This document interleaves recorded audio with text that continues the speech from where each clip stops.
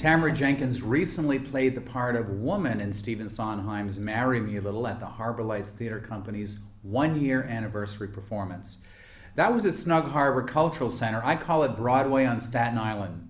Tamara plays opposite her real-life husband, Jay Montgomery, and in the performance, we trace her character in her emotional journey from isolation through sensuality, love, sadness, and despair at missed chances in romance. Tamara is also a 25-year member of the Soka Gakkai, the Buddhist lay organization, which derives from 13th century Buddhist practice, the teachings of Nichiren. Tamara, is woman a Buddhist, or would her journey be less bumpy if she were one? Okay, woman is not a Buddhist. Oh. Yes, definitely not. But her journey would be less bumpy if she were. She was very upset. I mean, the idea of people living upstairs, downstairs from people that could be they could be in a relationship with and never having a chance to meet that person. It's right. The quintessential New York story.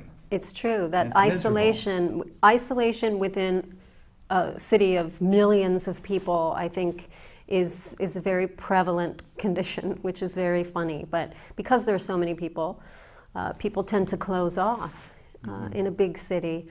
But she was really trying to find love in not having success at that. And well, the story really is about these two people that are so close together. One lives, as you said, in an apartment above the other, and they're both looking for love, and they both they have a chance meeting outside of a window, and they see each other, and then their fantasy life really takes over. And in the end, you know, don't give it away now. Okay, I won't give it away. I won't give it away. All right, cut.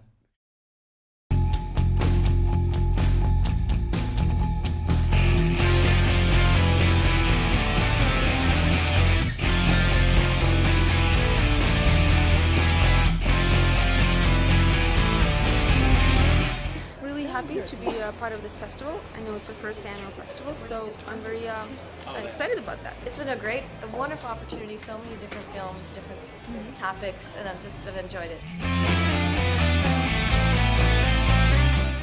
I personally had harbored a desire or an ambition to do a film festival, but had not gone about doing anything for it because I knew it was a lot of work and I didn't have the time. So luckily for us, Dennis decided to do it. I'm very happy to be accepted here at Dennis's great festival, and you know, when you put a lot of work into something and you get acknowledged, it makes you feel good.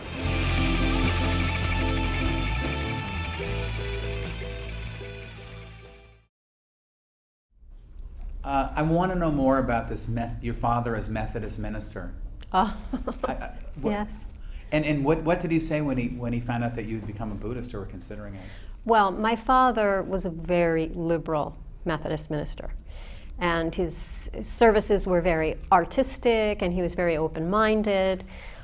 So he taught me a lot about actually other religions. He insisted that before we had confirmation, we learned about other religions. So I was very open about learning about other religions. Boy, that's really quite vanguard. He actually wanted you to kind of be aware of what was out there, almost as if he's allowing you to make a free choice. Yes, he wanted the young people to make an informed decision before they had confirmation. So I think that was pretty progressive of him in the 70s. But yes, so he is a Methodist minister, and when I became a Buddhist, it was a little disturbing, I think, at first for them. I think they saw it as kind of a personal separation from them. They took it more personally than the decision was for me. So it took a little bit of time, but the more they learned about the Buddhism that I practice, the more open they were, the more they saw my life change and me becoming happier, the more open they were. And then I really shared a lot of books with my father. He started reading, and we just started this open dialogue. And I really respect him for being as open as he was. And now he's very supportive of my Buddhist practice, and they will ask me to chant for certain things, which I think is really cool. So you're saying that he actually ultimately he found benefit, he found merit to what decision you had made, Yes. and even called upon you to chant for him or chant for things that were going on in his Yes, life. Yes. Now, the fact that Jay, your husband, also happens to be the son of a minister, do you find that somewhat curious and coincidental? Yes. I mean, what's going on there? That's really, It's very strange. I think, radical. yes, we have very similar backgrounds. Both of our mothers are teachers. and a father who's a minister, Yes. just like you. Yes. And so you're trying to tell me that this wasn't an arranged marriage? No, it was not, but we found a lot in common, of course, when we found out that that was our background. So, So pretty likes do interesting. attract. yes, likes to attract. Although his parents are Baptist and much more on the conservative side than mine, who are extremely liberal. So, but very interesting from both perspectives for them to find out about us practicing Buddhism. So, yeah. You know, you actually made me think of something.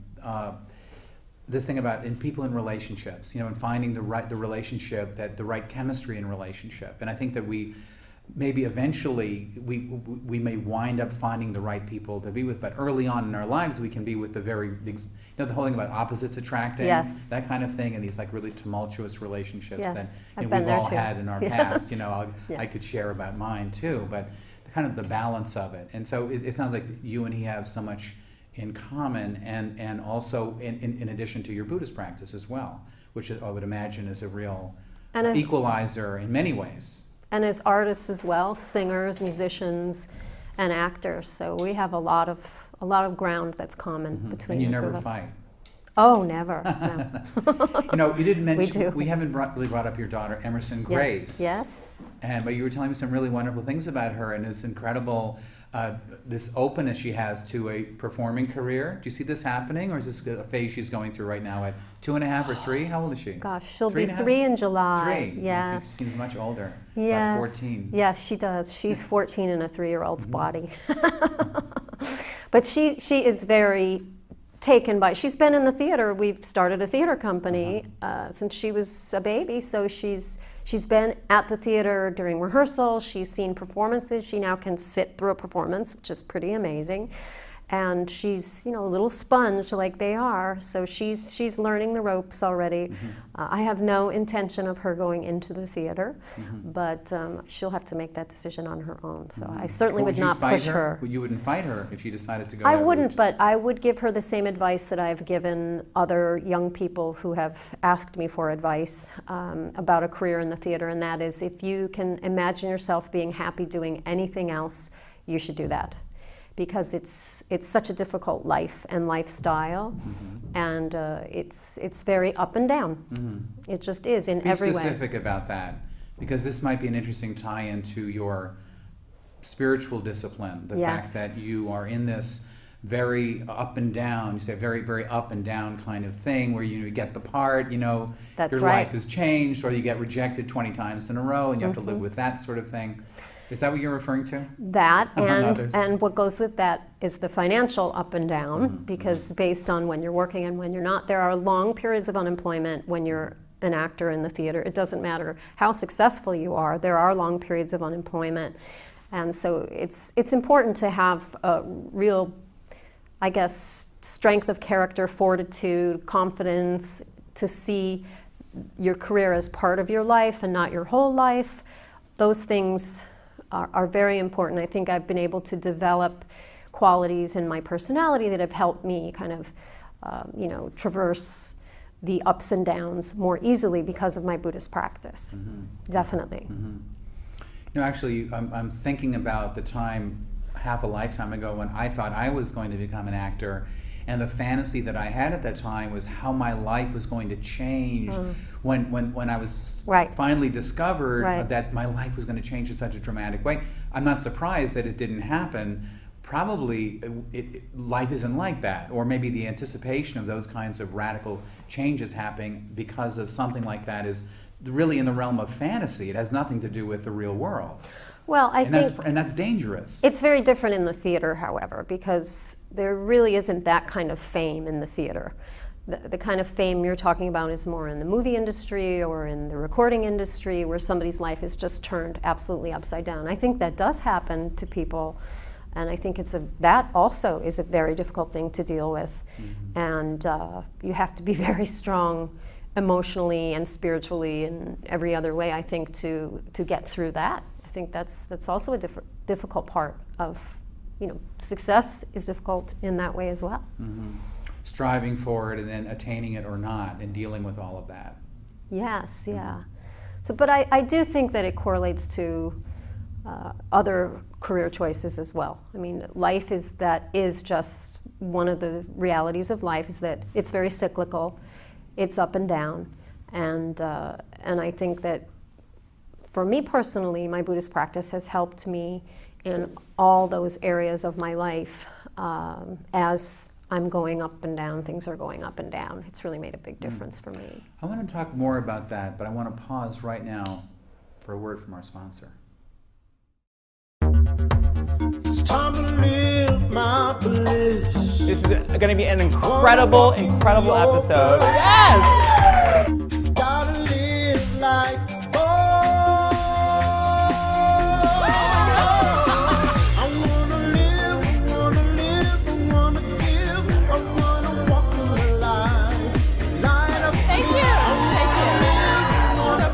I say that for you to say, what is your dream? And when are you going to start taking action on it? You can do the same thing. Thank you for tuning in. Thank you all so much for coming today. I'm so honored you could be there. This is so exciting. My first show. Thank you for tuning in, and I hope to see you next time. Absolutely. Thank you so much. All right, we're back.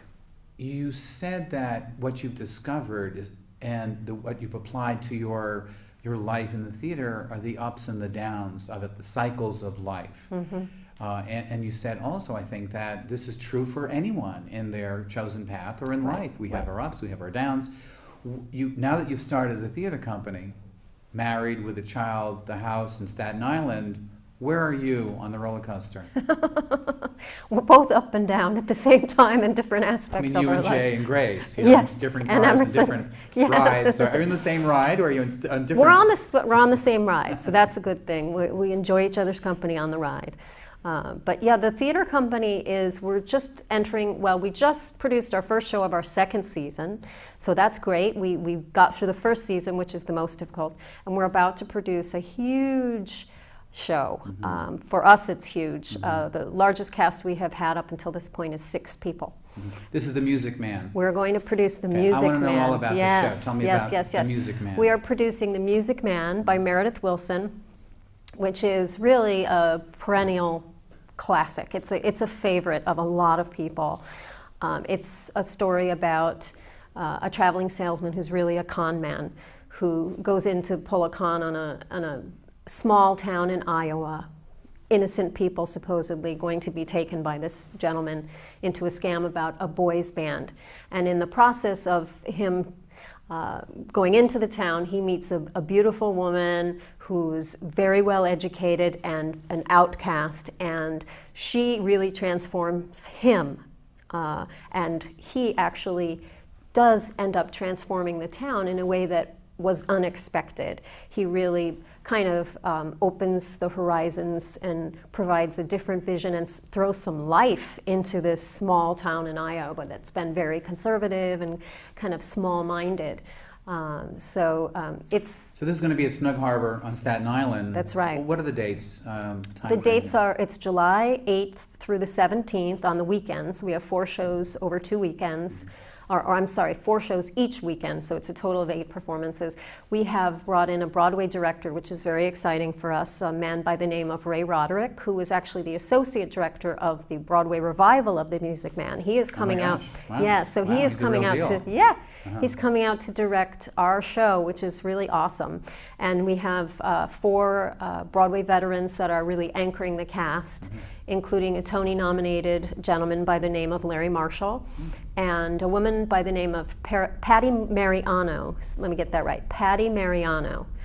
Patty was in the original production of The Music Man starring Robert Preston at age 11, and she's now playing Mrs. Peru for us at the Harbor Lights Theater Company, so it's really exciting. And we've been able to cast a number of local people and children and youth from the Staten Island community, which is also very exciting for us. This is the first time we're really able to join those two things together, we have kids from our education program in the cast. We had open auditions for local artists in Staten Island. We found wonderful, wonderful people. The director was very impressed with the talent that we saw from the local community. So we have some people coming over from Broadway, and it's a cast of 36 people. It's crazy. Are you in it? No, I am not in it. No, I'm the okay. lead producer on this show. Is Jay in it? Jay is playing Harold Hill, the con man. Oh, he is. Okay. And a woman by the name of Rebecca Baxter is playing his love interest in the show. And Rebecca is someone that Jay did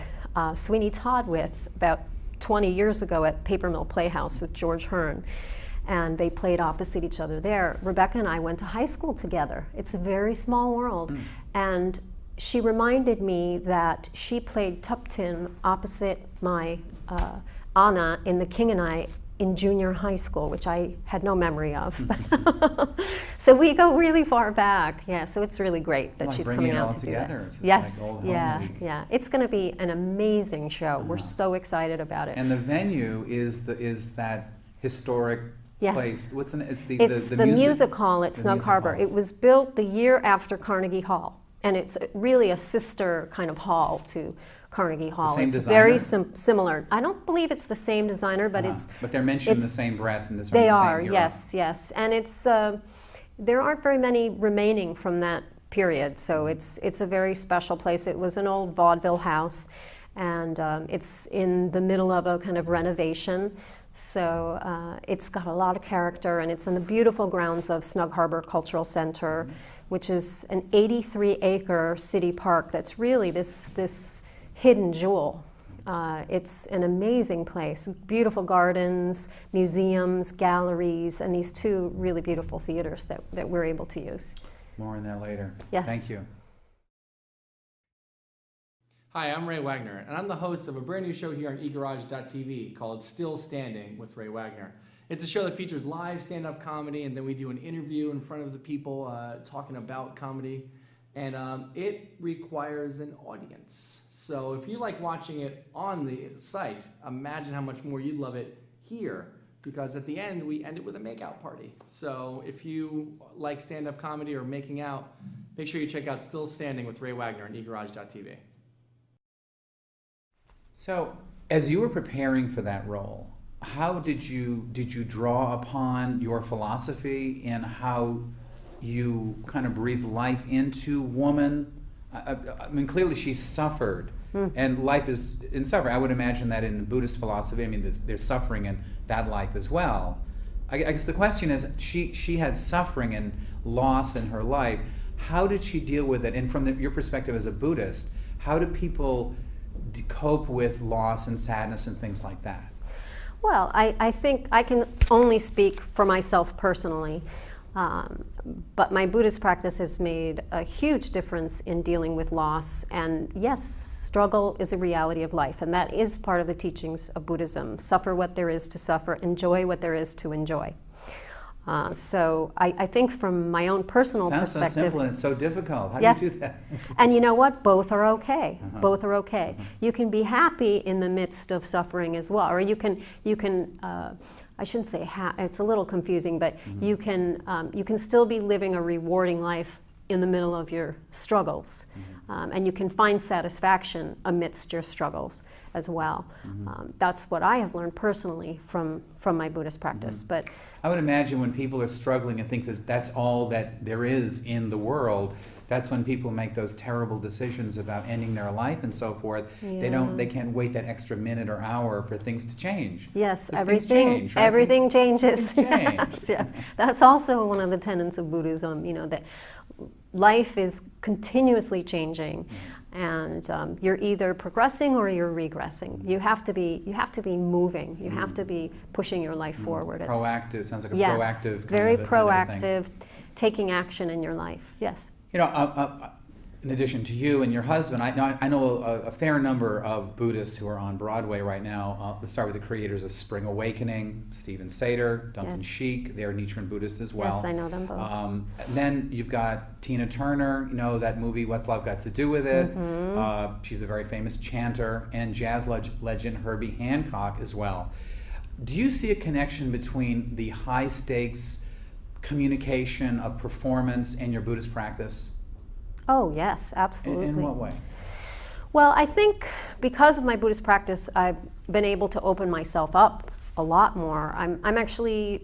I've always been very shy, which is very strange to have chosen a career as an actress, especially being on stage in front of thousands of people at one time, hundreds or thousands depending on the venue.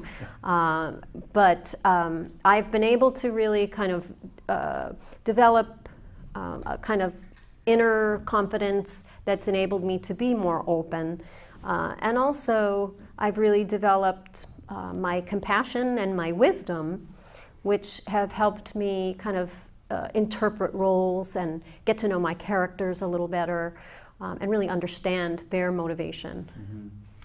Don't drama teachers say that acting is reacting? It's actually it's interacting with that other character. True. It sounds like kind of knowing one's humanistic connection with others could conceivably enhance a person's ability as a performer. That's right. That's right. If you understand somebody's motivation, if you understand where they're coming from, kind of intuitively or empathetically, then you would know how they would react in a certain situation. And that's really how you establish characters, by watching how people deal with their environment and deal with other people.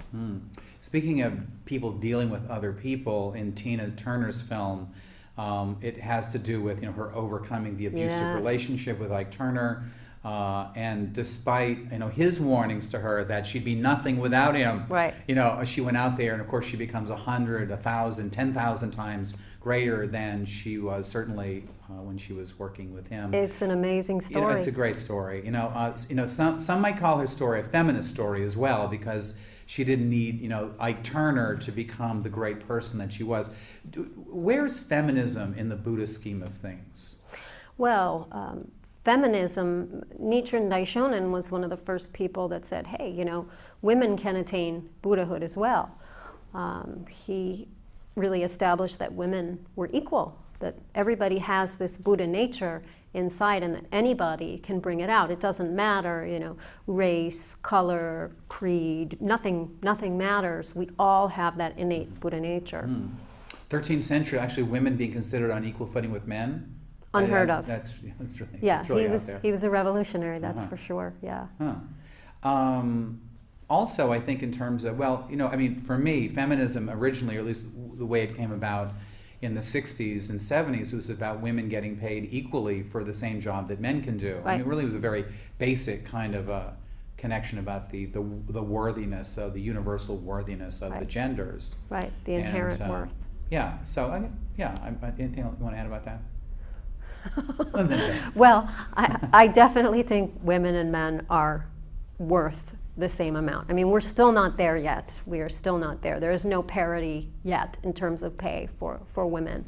There is still a glass ceiling. I just thought of the spin-off here, actually, in terms of the connection being, you're the artistic director of the company. Yes. And Jay is the associate director. That's right. Does that mean he's taking orders?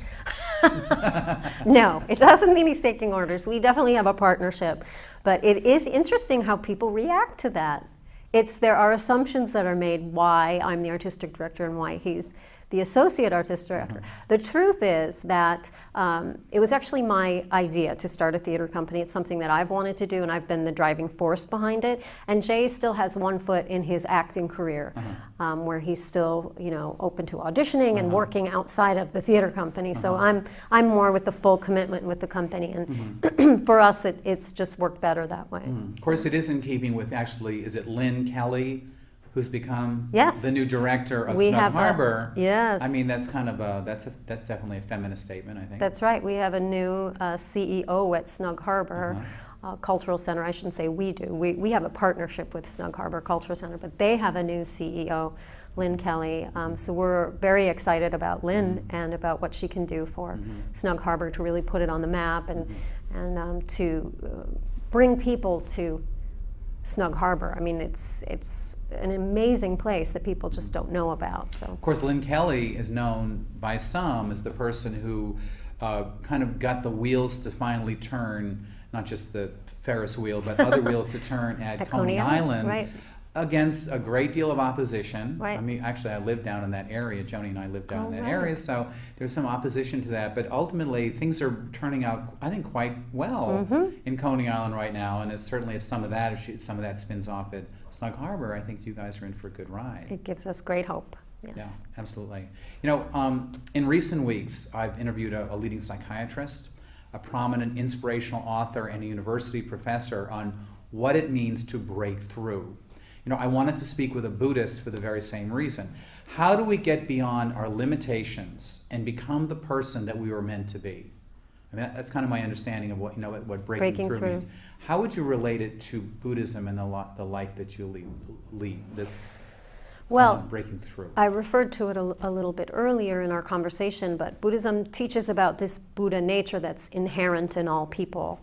And really your Buddhist practice is about manifesting, learning how to draw out your positive qualities, your positive attributes, and, you know, to kind of deal with your maybe negative attributes. And in terms of breaking through, what's really important is it's not what happens to us, but as you mentioned before, it's how you react to things. In Buddhism, when something happens, when an event occurs, it really is it's a neutral in terms of value. It's how you react to it that causes it to either be a positive thing in your life or a negative thing in your life, which is maybe a little bit outside of the normal way that we look at things. And it's a little different perspective, but there is a way to create value out of everything that happens. So that is really, in my experience with my own personal practice,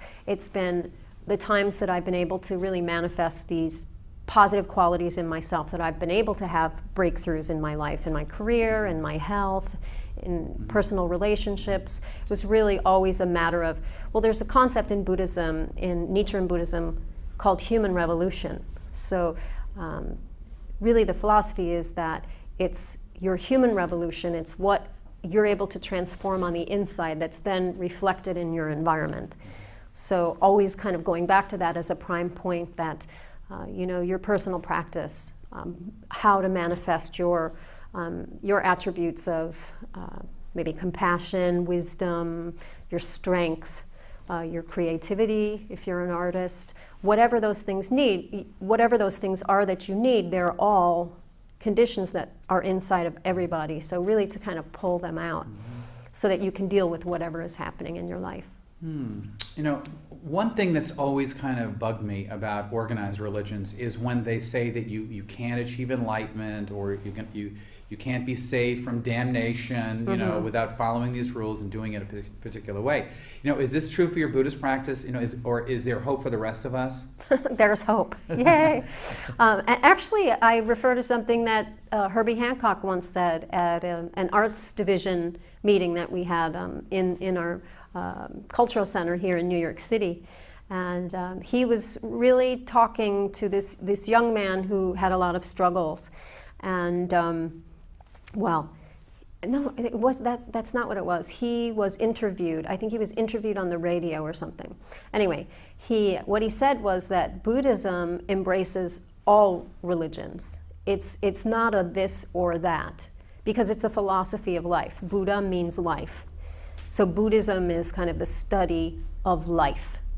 And you know, the philosophy embraces all religions. So I think that's a really wonderful thing. And the fact that Buddhism talks about, you know, cause and effect, the causes that we make in thoughts, words, and deeds create our environment, create basically, you know, your karma. And so you're really in control of your environment that way. Very good. You've been watching the Broadway Buddhism edition of Breaking Through with my guest Tamara Jenkins, Artistic Director of the new Harbor Lights Theater Company at Snug Harbor in Staten Island. Please visit their website, which should be on the screen, for information about upcoming performances like The Music Man coming up in July. And please visit this show's website, breakingthrough.tv, or drop us a line at bttelevision@gmail.com if you have comments or would be interested in being on our show. For Tamara Jenkins and for myself, W J O Reilly, be well and see you next time.